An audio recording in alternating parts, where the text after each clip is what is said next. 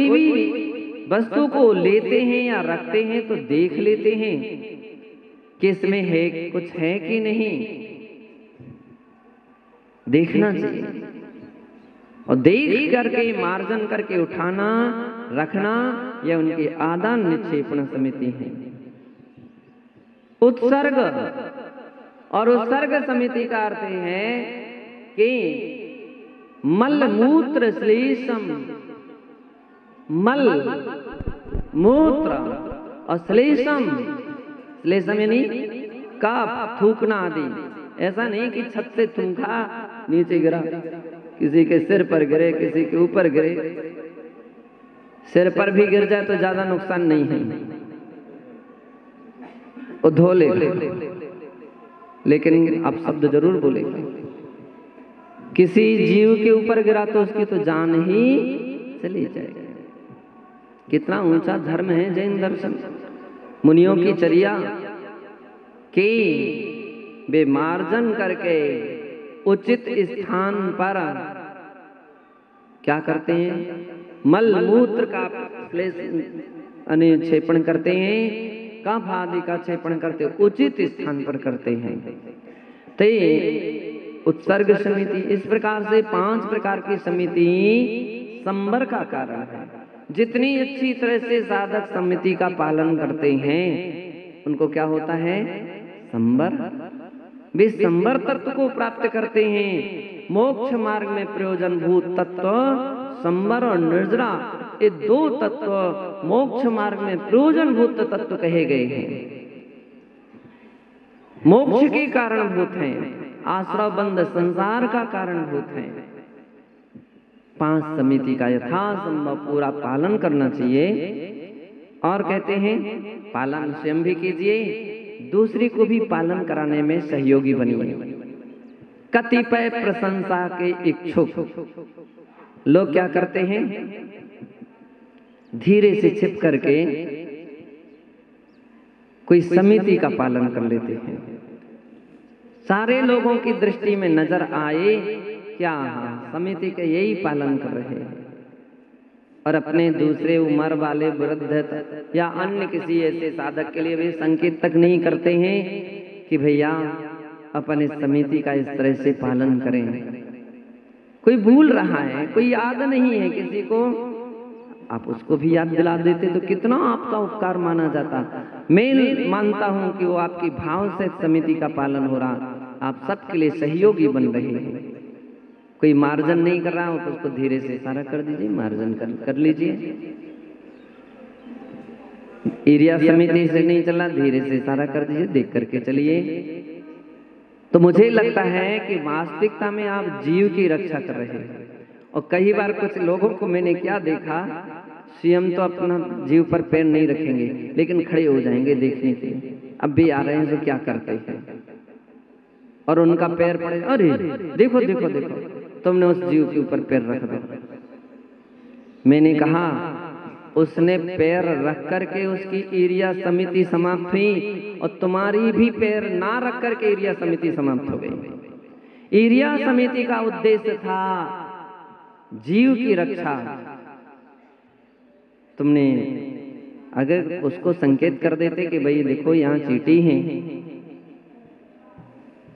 तब मैं मानता कि आप जीव रक्षा के प्रति दयालु चित्त थे। सच्चे ज्ञानी प्राणी जो होते हैं वे अपने भी संयम की पालना में आगे रहते हैं और दूसरे में भी सहयोगी बन जाते हैं। कहीं देखा कि मेरे बगल में तो पड़ो जो महाराज हैं या जो भी हैं वो सो रहे हैं, और महाराज बड़े महाराज आ रहे हैं, तो क्या करते, तुरंत उठ करके बैठ गए, सामायिक करने लगे। क्या करने लगे, हमारी तो सामायिक चलती है, और इशारा करने लगे, देखो जे सो रहे। तो मुझे लगता है हमारे आचार्य लोग कभी कभी उसी को पहले पकड़ते थे जो कहता था कि तुम देख रहे हो, तुम नहीं जगा सके क्या उसको, तुम नहीं जगा सकते थे क्या, सावधान नहीं कर सकते थे। अपनी प्रशंसा के लिए कि हमको देखे कि हम अकेले ही सामायिक करते हैं और ये लोग तो सब सोते ही रहते हैं। अरे मीठा छल छोड़ देना चाहिए। ये कौन सा छल है? मीठा छल। सस्ती प्रशंसा पाने का जो तरीका है वो हटा देना चाहिए। लोकेशना की भावना से यदि आपने इस प्रकार से अपनी साधना की है या दूसरे की साधना में सहयोगी नहीं बने हैं, वो केवल और केवल मीठी प्रशंसा है और कुछ नहीं है, वो धर्म नहीं कहा जा सकता है। धर्म तो वही है कि जितनी चिंता तुमको अपनी है उतनी चिंता उसकी भी भलाई की होती और आप कुछ प्रयास करते, कुछ प्रयास करते। बंधो, पता नहीं संसार के प्राणियों में कहां से चिंतन, कहां से विचार अनर्गल होने लगते हैं और अपनी सफाई और अपनी प्रशंसा में वे धर्म को ही भूल जाते हैं। ध्यान रखिए, एरिया समिति से स्वयं चलो, अच्छी बात है। दूसरे के लिए भी अगर कहीं जीव जंतु हैं तो बतला दीजिए, क्या बिगड़ता है। मेरी धारणा तो रहती, मैं तो सबको बतला दूंगा, समिति वाले हो बिना समिति वाले, भैया यहाँ जीव है, यहाँ चिटियां हैं, दूर बगल से चलो, पैर मत रखो या सावधानी से चलो, क्या बिगड़ता है अपना। सब में सहयोगी बनना चाहिए। तो ये 5 प्रकार की समिति संबर का कारण है। धर्म 10 होते हैं, वे भी संबर के कारण हैं और उनका अपन सभी 10 दिन मना रहे हैं। उत्तम क्षमा मार्दवार्द शौच सत्य संयम तपस्यागा किंचन्य ब्रह्मचर्याणि धर्म। उत्तम क्षमा, उत्तम सभी के साथ जोड़ दीजिए।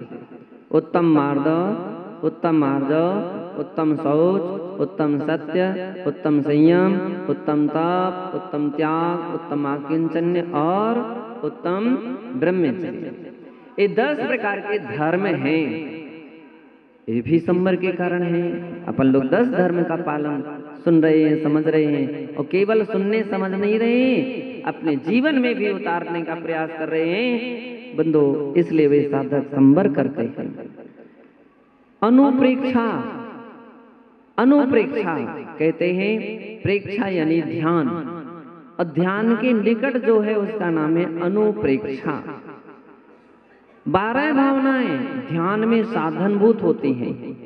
वे इस प्रकार से हैं: अनित्या शरण संसारिकत्वान्यत्वा शुच्याश्रव संबर निर्जरा लोक बोधि दुर्लभ धर्म साक्षात तत्वानुचिंतन मनुप्रेक्षा।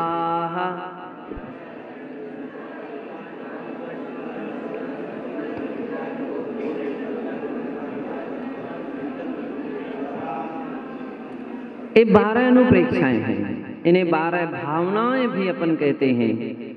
और सभी रोज रोज अपन लोग पढ़ रहे हैं। संसार शरीर भोगों की क्षण भंगुरता का विचार करना अनित्य भावना है। मृत्यु से कोई किसी को नहीं बचा सकता है, अशरण भावना है। चतुर्गति में प्राणी दुख ही दुख उठाते हैं, कहीं सुख नहीं है, संसार भावना है। हर जीव शुभ अशुभ कर्म स्वयं करता है तो उसके फलों को स्वयं अकेला ही भोगता है, स्वयं को भोगना पड़ता है। एकत्वानुप्रेक्षा है। कोई भी नाते रिश्ते कुटुंब परिवार वस्तु किसी के मरने के बाद साथ नहीं जाती है, सब यहीं रह जाती है। अन्यत्व भावना है, इनसे हमारा कोई आत्मा का स्वभाव नहीं है, ये अन्यत्व भावना है। असुचि और ये शरीर जिसके लिए हम लालन पालन करते हैं, सजाते हैं, लेकिन यह अपवित्र है, अपवित्रता की खान है। जितना समय हम शरीर की सेवा में गुजारते हैं, काश इतना समय आत्मा के विषय में गुजारते तो हमारी आत्मा का कल्याण हो जाता। ऐसा विचार करना असुचि भावना है। आश्रव पन पढ़ ही रहे हैं, कर्मों के आने का नाम आश्रव है, उससे बचने का प्रयास करना। संबर, संबर तत्व भी पढ़ रहे हैं और उन तत्वों को अपनाने का प्रयास करना जो संवर के हेतु हैं। निर्जरा, एक देश कर्मों की निर्जरा, उसको भी अपन पढ़ रहे हैं, तो उसको अपनाने की भाव रखना निर्जरा तत्व है। लोक 14 राजो तंग नभ, लोक पुरुष संठान तामे जीव अनादिते भरमत है। इस प्रकार का चिंतन करना एक अकृत्रिम लोक है, किसी के द्वारा बनाया गया नहीं है, कोई बनाता नहीं है, कोई मिटा नहीं सकता है। और ऐसे लोक में यह जीवनादि काल से परिभ्रमण करता हुआ आ रहा है, उसका चिंतन करना लोक भावना है। बोधि दुर्लभ, कौन सी दुर्लभ? बोधि दुर्लभ। संसार में दुर्लभ है तो बोधि है। बोधि किसे कहते हैं? बोधि सम्यक दर्शन, सम्यक ज्ञान और सम्यक चार 12 भावना में आप काफी अच्छी तरह से पढ़ लेते हैं। ये बोधि दुर्लभ है।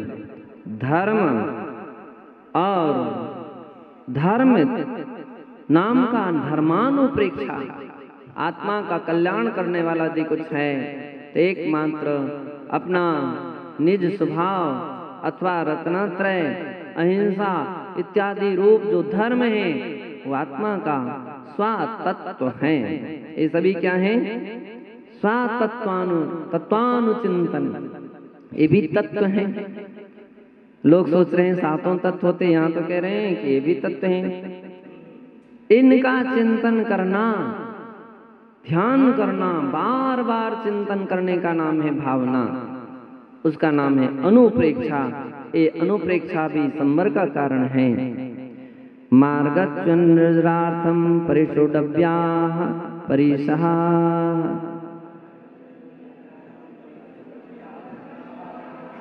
मुनिजन परिसह जयी होते हैं, परिसह को समता से सहन करते हैं। क्यों? जो व्यक्ति परिसह सहन कर लेता है, अभ्यास रखता, वो मार्ग से कभी च्युत नहीं होता है, मोक्ष मार्ग से कभी गिरता नहीं है, लिए गए व्रत नियम संयम से कभी गिरता नहीं है। तो मार्गच्युन निर्जरार्थम, और कर्मों की से निर्जरा होती है, इसलिए निरंतर तत्व का परिसहों को सहन करना चाहिए। तो कह रहे मार्गच्युन निर्जरार्थम परिषोडव्याः, उन परिसहों के लिए सहन करना चाहिए, इसका नाम है परिसह। परिसह, परिसह 22 प्रकार के होते हैं। सुत पिपासा शीतोष्ण दंस मसक नाज्ञारती स्त्री चर्या निषद्या सय्या क्रोश वध याचना लाभ रोग तृण स्पर्श मल सत्कार पुरस्कार प्रज्ञा ज्ञाना दर्शनानी। क्षुध यानी क्षुधा, क्षुधा यानी भूख। तो भूख के लिए सहन करना, और वो भी समता से सहन करना। ऐसा नहीं है कि महाराजों को भूख नहीं लगती है, हैं? लगती है कि नहीं? लोग सोचते होंगे अरे महाराज तो ऐसे मिट्टी की मूर्ति है। नहीं, उनको भी भूख लगती है, लेकिन भूख लगने का अर्थ ये नहीं कि बार बार पेट पकड़ो। भूख लगने का अर्थ ये नहीं कि बार बार घड़ी देखो। भूख लगने का अर्थ यही नहीं कि बार बार भोजन का ध्यान करो। बोले नहीं, तत्व चिंतन कीजिए। क्या कीजिए? तत्व चिंतन कीजिए। तत्व चिंतन आत्मा की खुराक है। किसकी खुराक है? आत्मा की खुराक है। ज्ञानी जन उस सही खुराक तो आत्मा की खुराक लेते हैं, भूख के लिए नहीं देखते हैं, वे धर्म को देखते हैं। तो ये क्षुधा परिसह जयी बन जाते हैं। कितनी कितनी महाराज लोग ऐसे हैं, कितनी माताजी लोग ऐसी हैं, जब कभी सुनते सुनते तो अपने रोंगटे खड़े हो जाते हैं। क्या इतने दिनों से अंतराय अंतराय अंतराय, जब सुनो तब अंतराय, अब अंतराय। चलना भी है, विहार भी करना है, और सब परिस्थिति में गर्मी ठंडी बरसात, अंतराय अंतराय अंतराय। दुनिया भले ही उसको सोच करके हंस करके टाल देती, अरे महाराज लास्ट में हुआ था, लास्ट में। ध्यान रखिए, अंतिम ग्रास में भी क्यों ना अंतराय हो, लेकिन वो अंतराय ही है। वो अपना असर डालता है, अपना प्रभाव डालता है, बिल्कुल शरीर को तोड़ देता है। अंतराय है, अंतराय है। अब इसके लिए तो साधक ही जान सकते हैं, वे ही जान सकते हैं कि भी परिचय जय कैसे वे कर लेते हैं। चिंतन करके समता बनाते हैं, विचार करते हैं और सहन करते हैं। शरीर सूख जाता है, क्षीण हो जाता, शक्ति क्षीण हो जाती है, फिर भी साधना में लगे रहते हैं। क्षुधा परिचय, पिपासा परिचय जय, प्यास को जीतना। शीत ठंडी, ठंडी है, कितने भी ठंडी आ जाए, कितने भी लोग रजाई लेकर के आ जाएं, नहीं लेंगे। कंबल लेकर के आ जाएं, नहीं लेंगे। शीत परिचय जय। उष्ण गर्मी भी, भीषण गर्मी को भी सहन करना। अभी हम लोग जब बिहार किया इस वर्ष, इस वर्ष जब बिहार हुआ, तो जिस समय हम लोग सरधना की साइड में बिहार कर रहे थे, उस समय केवल 3 डिग्री, क्या टेम्परेचर केवल 3 डिग्री था। हिसार वगैरह में 3 डिग्री। हाँ, लोग हीटर से बाहर नहीं निकल रहे थे। कोई सिगड़ी, कोई अगल बगल अग्नि जला करके व्यक्ति रुकते थे, और मुनि महाराज ऐसे में भी बिहार करते। सामने से बस निकल रही है, कहीं ट्रक निकले, एकदम हवा का झोंका सा लगता था।